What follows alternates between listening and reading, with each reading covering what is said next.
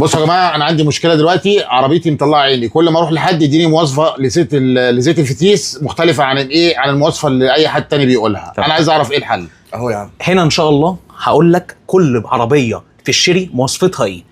لو انا دلوقتي بتكلم على الاس بي 3 فالمواصفه دي بتمشي معايا من موديل 2014 للاتجاهات لحد موديل 25 نيو تيجو وتيجو 3. لو انا بتكلم على زيت الفتيس الدي سي تي ده بيمشي معايا للعربيات التيجو 7 بس. لو انا بتكلم للعربيه الاريزو من موديل 19 لحد موديل 22 النص الاول او الاثنين مبينه باخد برضو اس بي 3. لو انا بتكلم في العربيه الاريزو الاربعه مبينه باخد لها سي في تي. دي المواصفات اللي بيوصي بيها التوكيل. طب دلوقتي العربيه النيو تيجو تاخد كام لتر الفتيس بتاعها؟ العربيه نيو تيجو لو انا بغير لها مبدئيا عايز اديك حته فنيه قويه جدا.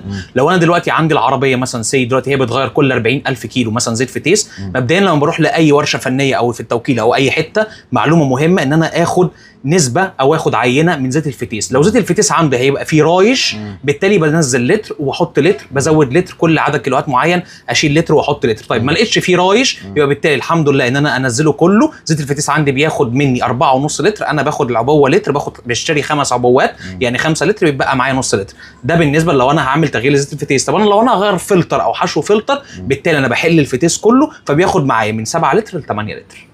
تمام. لو محتاج اي حاجه من التيار، دي ارقام التواصل، متاح شحن لجميع انحاء الجمهوريه.